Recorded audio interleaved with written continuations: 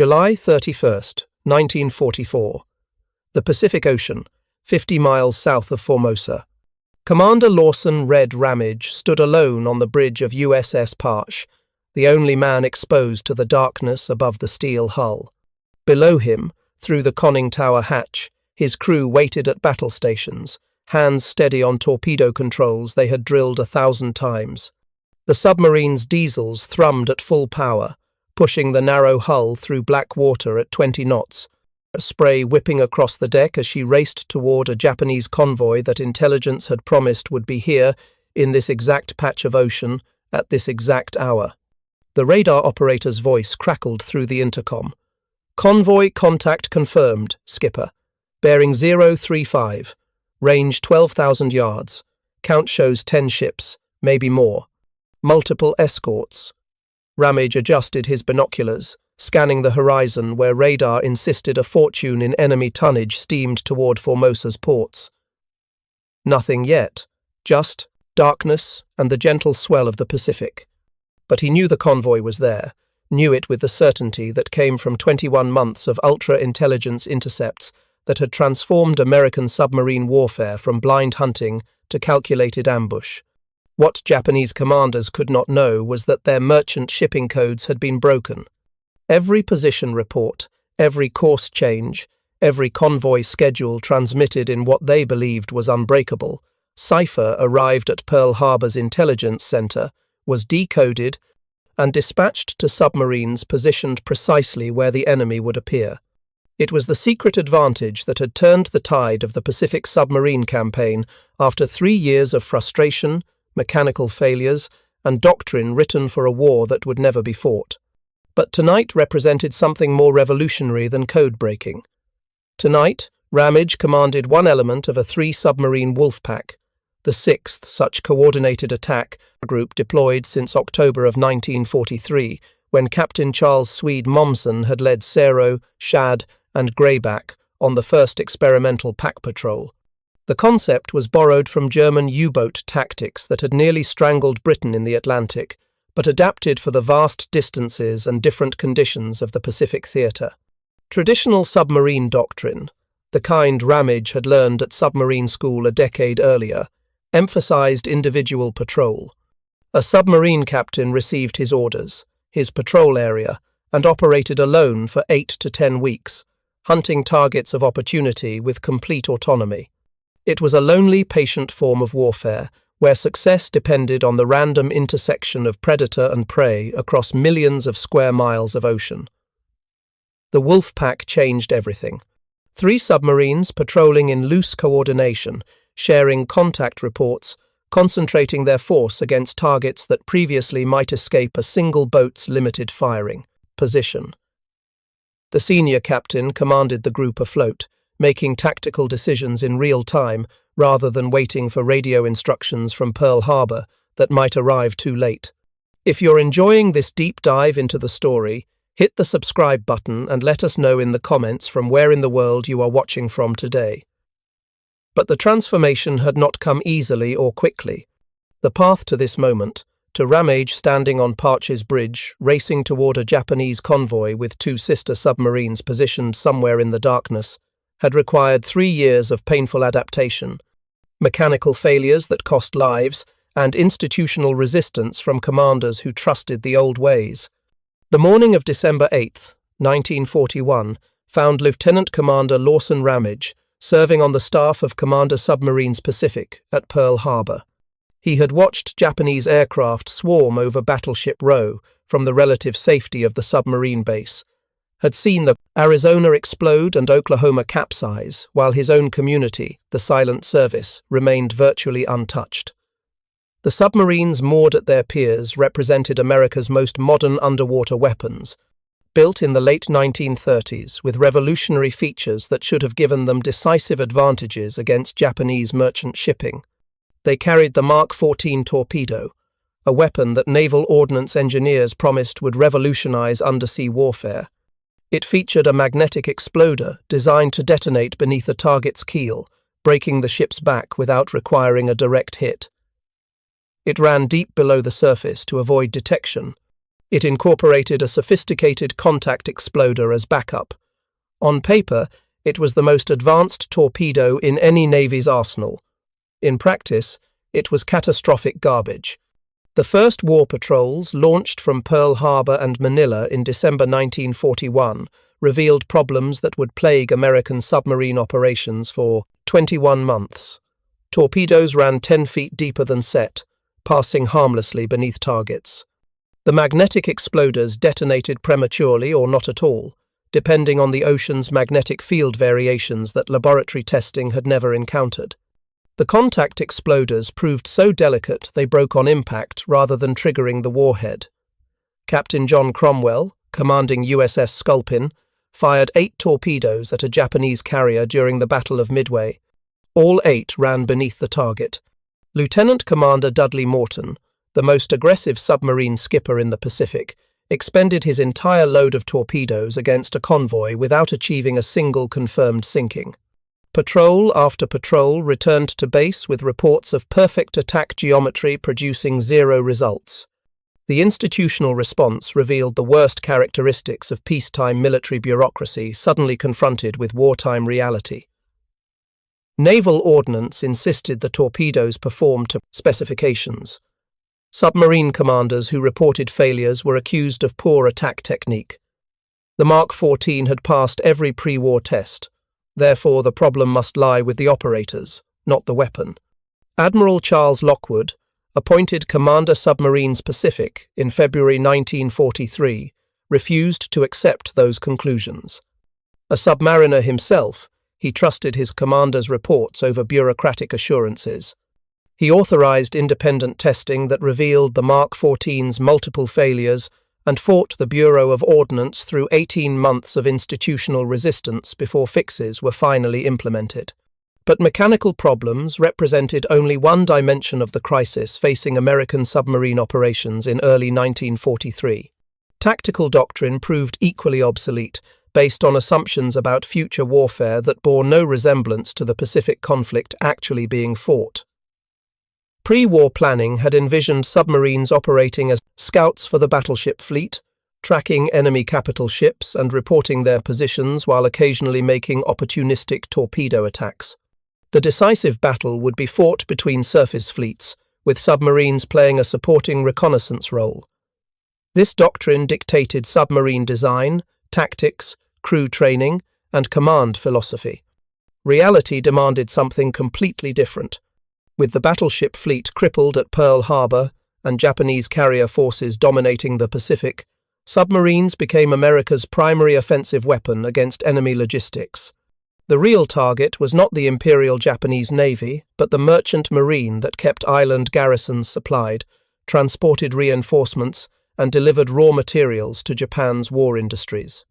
This transformation from fleet operations to commerce warfare, unrestricted submarine warfare against merchant shipping, began 6 hours after Pearl Harbor, when Chief of Naval Operations Admiral Harold Stark issued the order that abandoned decades of American naval tradition and international law.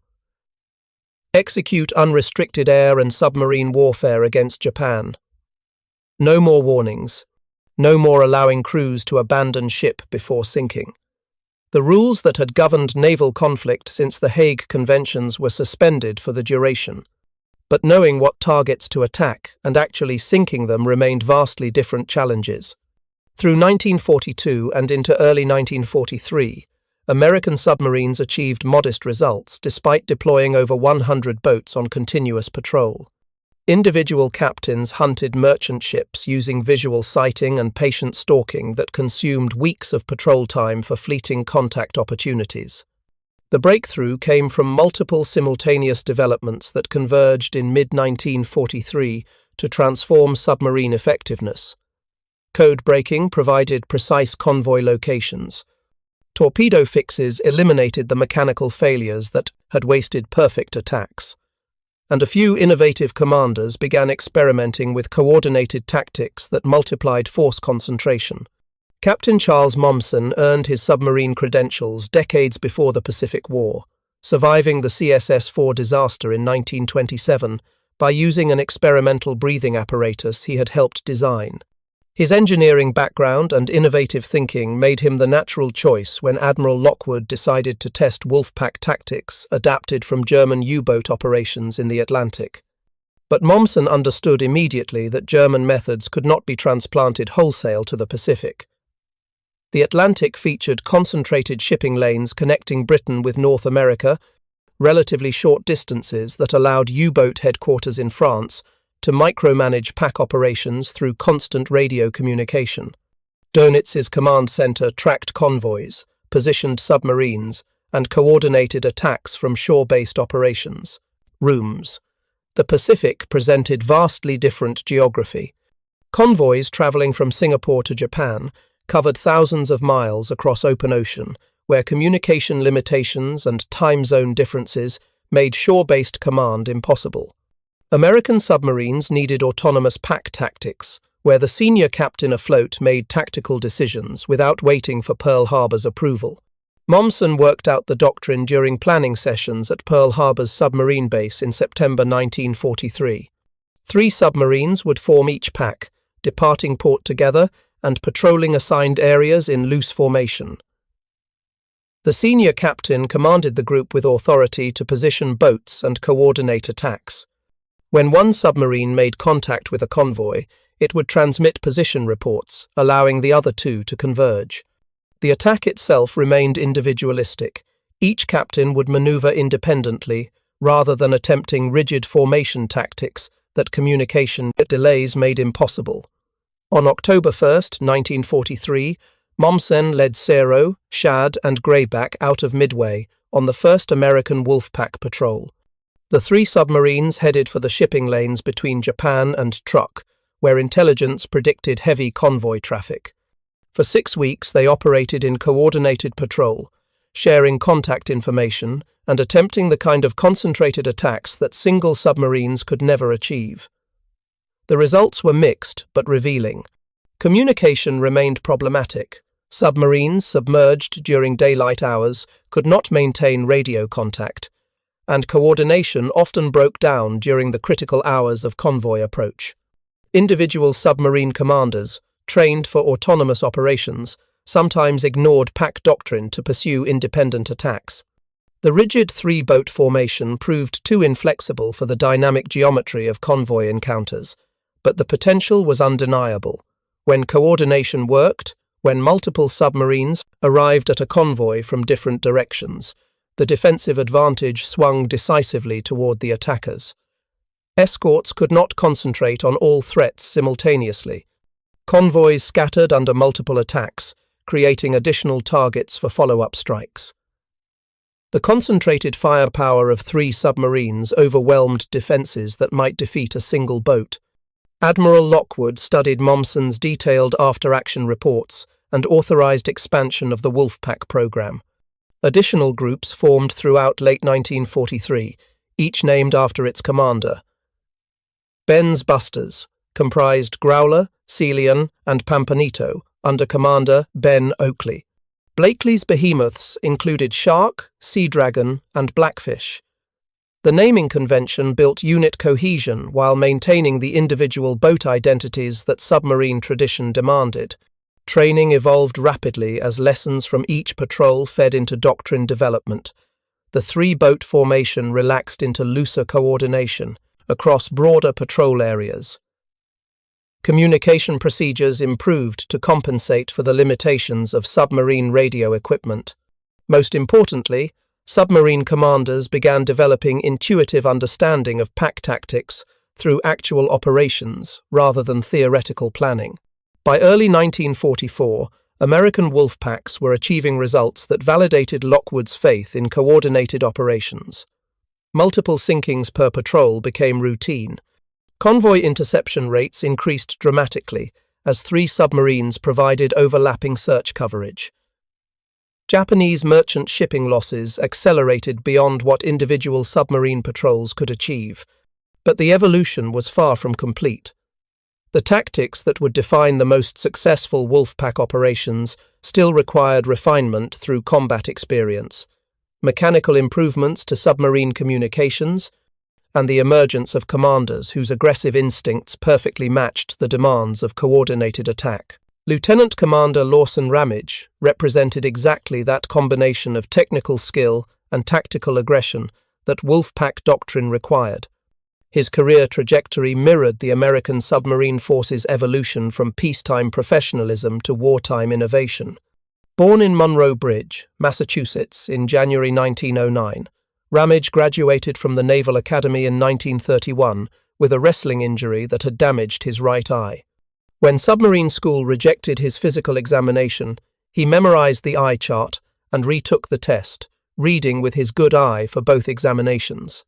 The examiner never noticed, and Ramage entered the submarine service through determination that would characterize his entire career.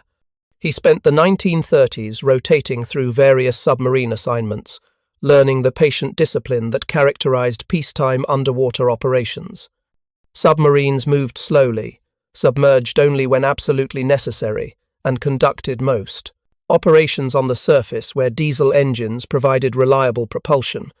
The 18-hour battery charge that submerged operations demanded meant that underwater running time was carefully rationed for approach and escape. The war transformed those peacetime habits into lethal limitations. Japanese anti-submarine forces quickly learned to track surfaced submarines through radar and radio direction finding. Submerged approaches became mandatory for survival, but the old doctrine of rising to periscope depth for leisurely observation remained dangerously obsolete. Ramage's first command, USS Trout, taught him the brutal arithmetic of failed torpedo attacks. During 4 war patrols between June 1942 and May 1943, he achieved perfect attack geometry multiple times, only to watch his torpedoes malfunction. The frustration of seeing a Japanese carrier Taiyo centered in his periscope crosshairs, firing a perfect spread, and then witnessing the torpedoes detonate prematurely or run beneath the target without exploding, created a generation of submarine commanders who became obsessed with torpedo performance. Ramage joined the vocal minority demanding the Bureau of Ordnance address the Mark 14's failures. His detailed after-action reports documented every malfunction with mechanical precision, providing Admiral Lockwood the evidence needed to force torpedo improvements. By the time he took command of the new Balao-class submarine Pache in May 1943, the Mark 14's worst problems had been addressed, but institutional trust in the weapon remained fragile. Pache represented the cutting edge of American submarine design. The Balao-class boats featured increased test depth, allowing them to dive deeper, escaping Japanese depth charges. They carried more torpedoes than earlier designs, extending patrol endurance. Improved radar provided better surface detection, while upgraded radio equipment supported communication demands of Wolfpack operations. Commissioning a new submarine and working up the crew to combat readiness consumed 6 months of intensive training. Ramage drove his officers and sailors through endless drill cycles, practicing torpedo approaches until the firing sequence became automatic. Battle stations' response time dropped from minutes to seconds. Submerged trim, the precise balance of weight and buoyancy required for depth control, achieved the mathematical perfection that separated professional submarine operations from dangerous mistakes. By March 1944, Pache was ready for her first war patrol as part of a Wolfpack, including Bang and Tinosa. The 3 submarines departed Pearl Harbor on March 29th, topped off fuel at Midway, and headed for the shipping lanes south of Formosa, where intelligence predicted heavy Japanese convoy traffic. The patrol's first 3 weeks produced frustration. Contact reports proved inaccurate. Convoys spotted. By 1 submarine had scattered before the others could arrive. Communication delays meant that coordinated attacks remained theoretical rather than practical. Individual boats achieved isolated sinkings, but the concentration of force that Wolfpack doctrine promised remained elusive. Then, on May 4th, Tinosa reported a 7-ship convoy moving north toward Japan. Pache's radar operator picked up the contact at maximum range, and Ramage ordered flank speed to close the distance while darkness still provided surface maneuvering concealment. At 0100 hours on May 5th, Pash reached the firing position on the convoy's flank. Ramage's attack demonstrated the methodical precision that characterized his approach to submarine warfare. 3 torpedo hits on the lead freighter broke the ship in half, sending 3,500 Japanese soldiers to the bottom in less than 4 minutes. 2 more torpedoes struck the second freighter, which settled by the stern and began listing to port.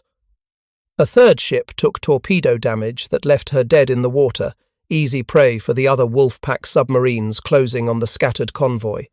The coordinated attack produced 7 enemy ships sunk for 35,000 tons of shipping destroyed.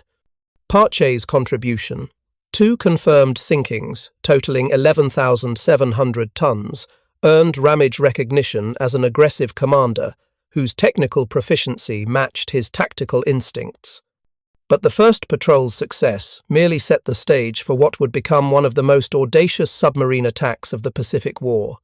Pache's second war patrol began on June 17, 1944, departing Pearl Harbor as part of a 3-submarine Wolfpack, including USS Steelhead under Commander Dave Welchel and USS Hammerhead. The patrol area remained south of Formosa in the Luzon Strait, the critical choke point through which Japanese convoys transiting between Southeast Asia and the home islands had to pass. The first 6 weeks produced nothing but frustration. Contact reports proved inaccurate. Aircraft forced the submarines below during daylight hours, consuming battery power needed for approach runs. Several promising convoy sightings dissolved when targets changed course or escorts proved too alert. By late July, Hammerhead had expended her torpedoes with minimal results and departed for Australia. Only Pache and Steelhead remained on station, their fuel and provisions running low as the patrol extended beyond its planned duration. If you find this story engaging, please take a moment to subscribe and enable notifications. It helps us continue producing in-depth content like this. On July 29th, Steelhead made radar contact with a large convoy heading south through the Luzon Strait. Commander Welchel's initial report identified at least 10 ships with multiple escorts, exactly the kind of high-value target that Wolfpack doctrine was designed to exploit. Transmitted position updates, and began his approach for what promised to be a coordinated attack that would vindicate months of operational planning. But the radio message that reached Ramage contained critical errors. The convoy's speed and course had been transposed during encryption or transmission. Pash raced toward an intercept position based on incorrect data, while the actual convoy steamed 30 miles away on a different heading. By the time Ramage realized the mistake, darkness had fallen and the target had seemingly vanished into the vast Pacific night. At 2000 hours on July 30th, Ramage made a decision that reflected both tactical frustration and the aggressive instincts that defined his command style. Rather than return to base after an unproductive patrol, he requested permission to extend the mission and continue searching for the convoy that intelligence insisted was operating in the area. Admiral Lockwood's staff approved the extension, and Pache turned south at maximum surface speed. The radar contact came at 0100 hours on July 31st. The distinctive pips on the radar screen indicated multiple large vessels in formation, exactly the convoy pattern that Steelhead had reported. Ramage ordered battle stations and increased speed to 20 knots, Pache's diesels pushing her through calm seas toward an intercept that would require absolute precision. What neither Ramage nor his radar operator could know was that this convoy represented one of the most important Japanese logistics operations of July 1944. Designated Mi-11, it consisted of 17 vessels, 6 transports carrying over 5,000 Japanese soldiers bound for Singapore, plus 11 tankers and cargo vessels transporting fuel and supplies critical to Japanese forces throughout Southeast Asia. 6 escort vessels provided protection, 2 destroyers and 4 destroyer escorts, whose crews had drilled extensively in anti-submarine tactics. The Japanese Navy's convoy organization had evolved considerably since the war's beginning. Early convoys featured minimal escort and relied on speed and evasive routing for protection. But 2 years of devastating submarine attacks had forced doctrinal changes. Escorts now maintained constant sonar sweeps and aggressive depth-charge tactics against any suspected submarine contact. Lookouts scanned the horizon continuously during darkness, when surfaced submarines were most vulnerable. Radio direction finding equipment could track enemy transmissions and provide early warning of approaching threats. But Japanese anti-submarine doctrine still assumed that American submarines would attack submerged, approaching slowly at periscope depth to achieve firing position before diving deep to escape. The concept of a surfaced submarine racing into the middle of a convoy at 20 knots, firing torpedoes in rapid succession while maneuvering violently among the target vessels, remained outside their tactical imagination. At 0300 hours, Pache closed to within 12,000 yards of the convoy. Ramage could see the dark shapes of ships against the slightly lighter horizon, their formation maintained with the mechanical precision that characterized Japanese naval discipline. Steelhead reported she had completed her reload after an earlier attack and was approaching from the opposite flank. The coordinated assault that Wolfpack doctrine promised seemed finally ready to execute. Then the convoy executed a 90-degree course change directly toward Pache's position. The tactical situation transformed in seconds. Instead of approaching the convoy's flank for a standard beam attack, Ramage found his submarine directly ahead of multiple ships closing at combined speeds exceeding 30 knots. The time available for calculation and careful torpedo solutions evaporated. Pache was going to collide with the convoy whether Ramage wanted to attack or not. Most submarine commanders would have ordered an emergency dive. Submerging would provide safety from collision and allow time to sort out the geometry for a proper attack. But diving meant abandoning the surface speed advantage and surrendering tactical initiative to the enemy escorts, who would immediately counterattack with depth charges. More importantly, it meant accepting that the convoy might scatter or change course again, eliminating the target opportunity entirely. Ramage made a different calculation. Rather than dive away from the threat, he would drive straight into it. The decision violated submarine warfare's fundamental principle: preserve your vessel above all other considerations. A sunk submarine represented not just lost equipment but 75 trained crew members whose experience could never be replaced. Submarine captains who took unnecessary risks earned reputations as cowboys whose recklessness endangered their men. The conservative approach, careful stalking, followed by submerged attacks from safe positions, had been drilled into every submarine officer since the war's beginning. But Ramage recognized that conservative tactics were producing conservative results. Individual submarines achieved isolated sinkings, while convoys completed their missions with acceptable losses. The Wolfpack concept promised multiplication of force, but only if commanders were willing to exploit tactical opportunities when they appeared, even if those opportunities demanded aggressive action that training manuals warned against. At 0340 hours, Pache penetrated the convoy's escort screen at full surface speed. The nearest destroyer passed less than 800 yards to port, her silhouette sharp against the night sky. If the Japanese lookouts had been alert, if the escort's radar had been properly calibrated, if the sonar operator had been listening on the correct frequency, Pache would have been detected and destroyed before firing a single torpedo. But the escort's attention focused on potential subsurface threats rather than surface contacts.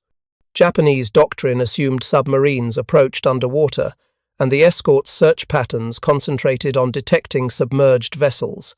When Pache's diesels roared past at 20 knots, throwing spray from her bow, the Japanese crew interpreted the contact as a friendly vessel temporarily separated from formation rather than an enemy submarine penetrating their defensive perimeter.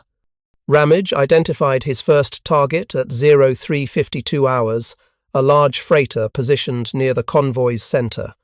Standard doctrine called for a careful approach, precise range and bearing calculations, firing a spread of torpedoes from optimal distance, then diving deep to escape. But there was nothing standard about Pache's situation.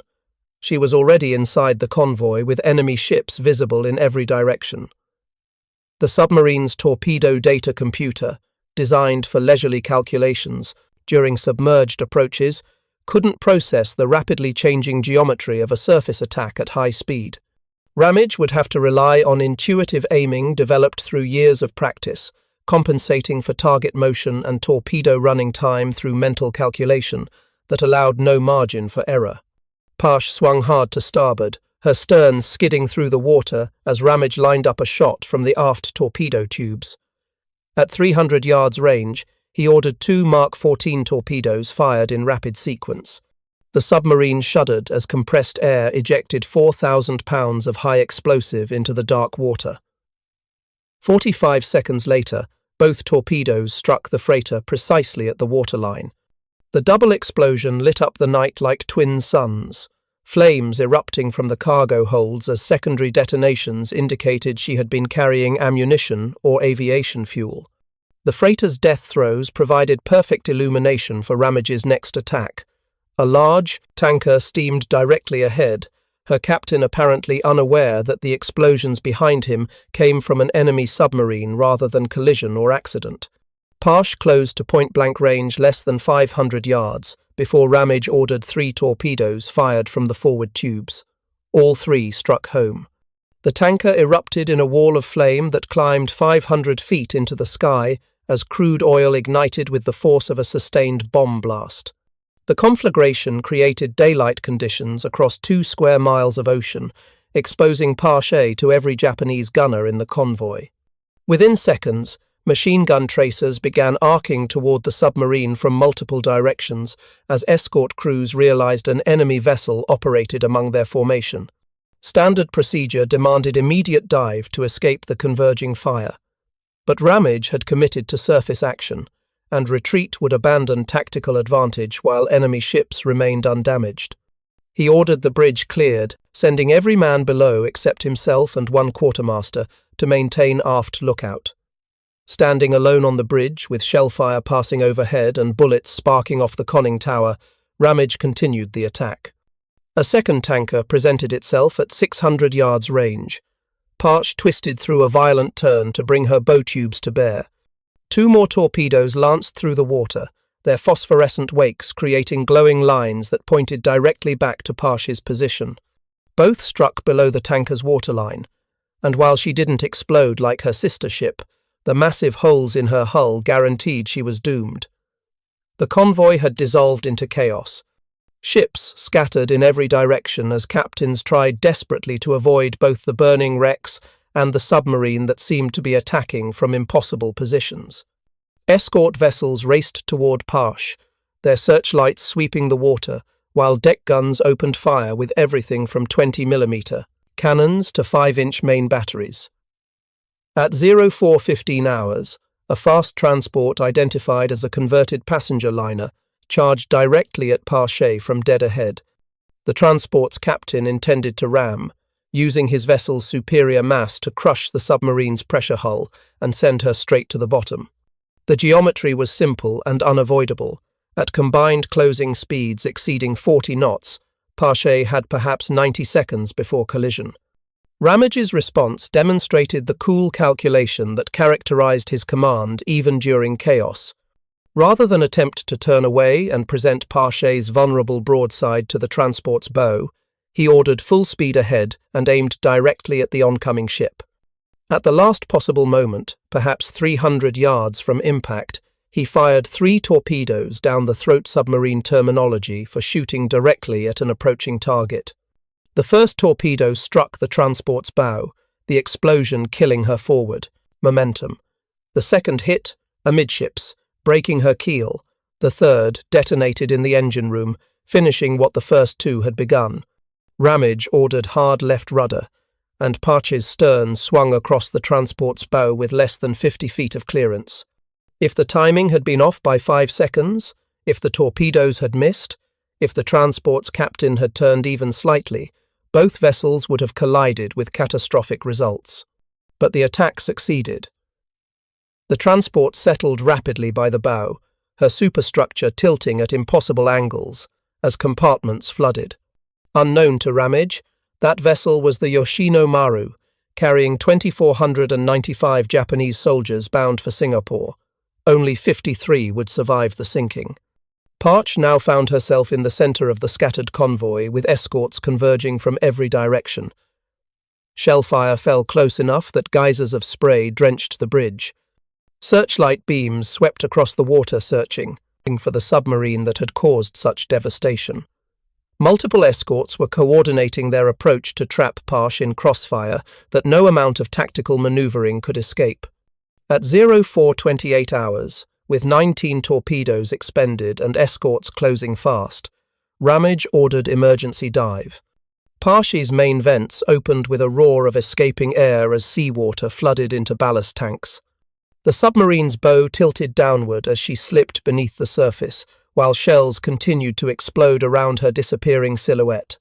Inside the pressure hull, crew members maintained disciplined silence as Parch descended past 100 feet, then 200, finally leveling off at 300 feet, where the steel hull creaked under pressure, but remained intact. Above them, Japanese escorts began systematic depth charge attacks based on Parch's last known position. The next 4 hours tested every man aboard, as explosive charges detonated close enough to shake light bulbs from their sockets and spring leaks in saltwater systems. But Japanese escort commanders lacked the precision sonar equipment and attack doctrine that characterized American anti-submarine forces. Their depth charges fell in patterns that came close, but never achieved the direct hit that would crack Parch's pressure hull. By 0800 hours, the depth charge attacks had ceased, as Japanese escorts focused on rescuing survivors from the burning and sinking vessels. Parch rose to periscope depth, where Ramage surveyed the destruction his 46-minute surface attack had created. 4 ships lay dead in the water, burning fiercely. A 5th had already disappeared beneath the waves. Oil slicks stretched across miles of ocean surface, marking the graves of vessels that would never reach their destinations. Steelhead's after-action report would later reveal that Commander Welchel had achieved his own success during the battle, sinking 2 additional transports from the convoys, opposite flank. Between the 2 submarines, the coordinated attack had eliminated 7 vessels, totaling 39,000 tons of Japanese shipping, plus thousands of soldiers, whose loss would directly impact enemy ground operations throughout Southeast Asia. Parch surfaced at 1900 hours, after confirming no Japanese vessels remained in the area. Ramage set course for Saipan at maximum speed, his fuel tanks nearly empty and torpedo rooms completely bare. The submarine reached port on August 5th, her crew exhausted but triumphant. Within hours, Ramage's patrol report began circulating through submarine force headquarters, creating reactions that ranged from astonishment to concern. Commodore Merrill Comstock, reviewing the action report at Pearl Harbor, delivered the assessment that would follow Ramage throughout his career. This was foolhardy, very dangerous, and an undue risk.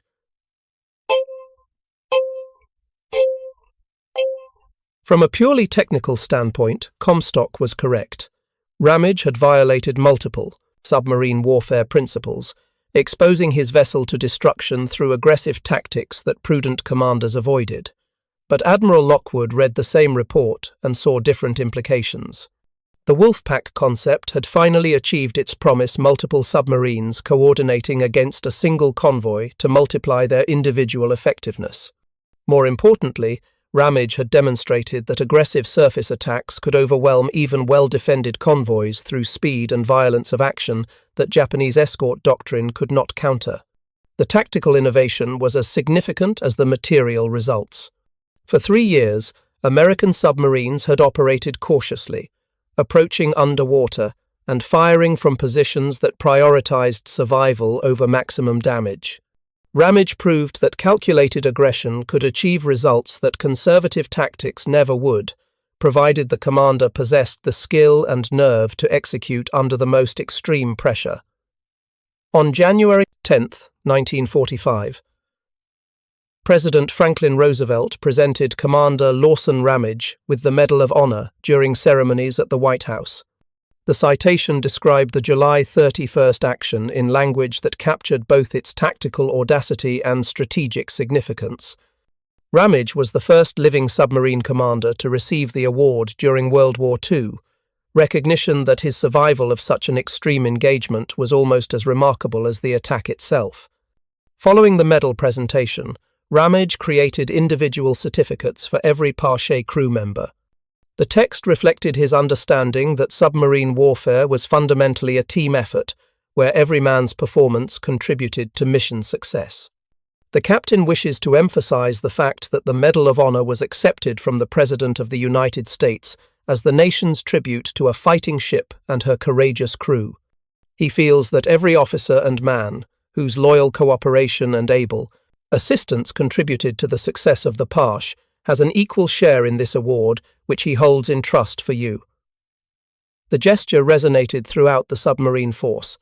Officers and enlisted men serving on dozens of boats understood that Ramage's recognition represented validation of the entire Silent Service's contribution to the Pacific War. The submarine campaign had operated largely in darkness, literally and figuratively.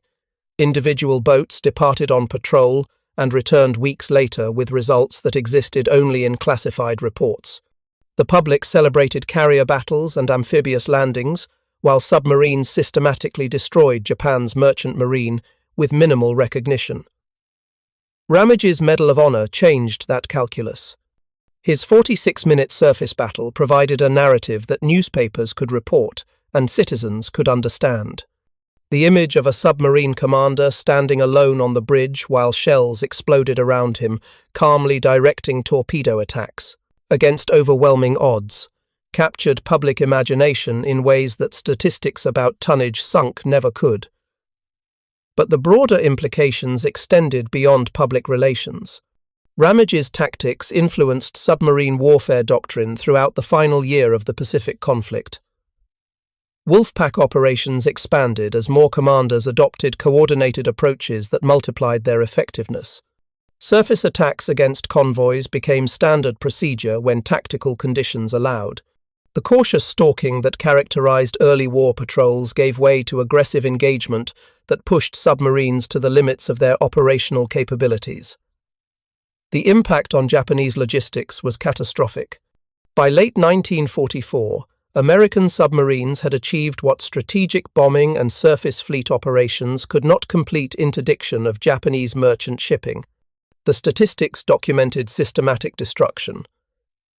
In 1942, American submarines sank 1.4 million tons of Japanese merchant vessels. In 1943, that figure increased to 1.8 million tons. In 1944, the tonnage sunk reached 3.6 million tons, representing nearly 60% of Japan's total merchant marine. Wolfpack tactics contributed directly to that acceleration. Individual submarines operating alone achieved respectable results. Multiple submarines coordinating against convoys achieved devastation that crippled Japanese logistics throughout the theater. Every ton of fuel that failed to reach the home islands meant fewer aircraft sorties against American carriers. Every transport sunk with its cargo of reinforcements meant weaker defensive positions when Marines landed on the next contested island. Every supply ship destroyed meant Japanese garrisons slowly starving into ineffectiveness. The human cost of submarine warfare remained largely invisible to American civilians, celebrating victory after victory. Japanese merchant sailors died by the thousands as torpedoes struck their vessels without warning.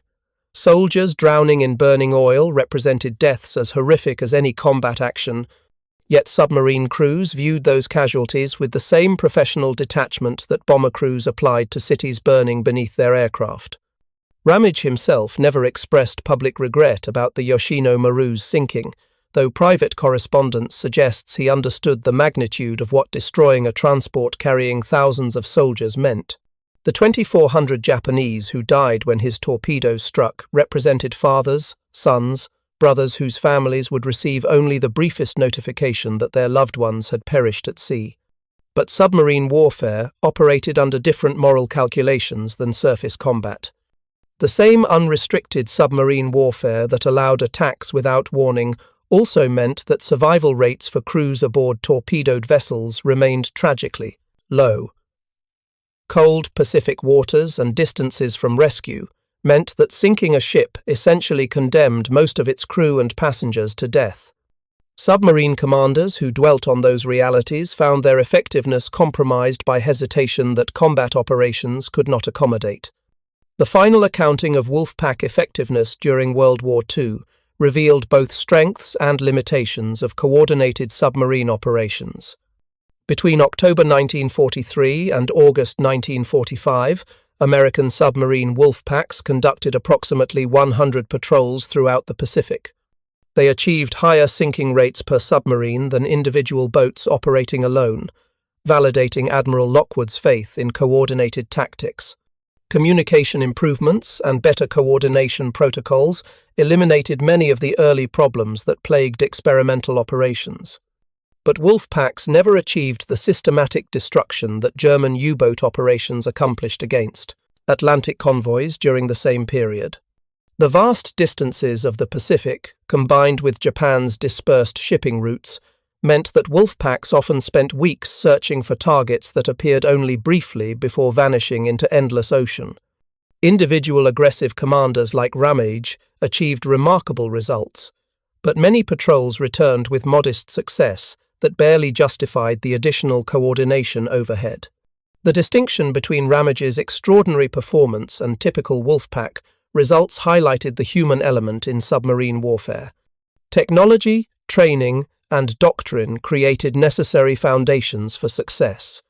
But individual commanders' willingness to take calculated risks at decisive moments determined whether patrols achieved mediocre or exceptional results.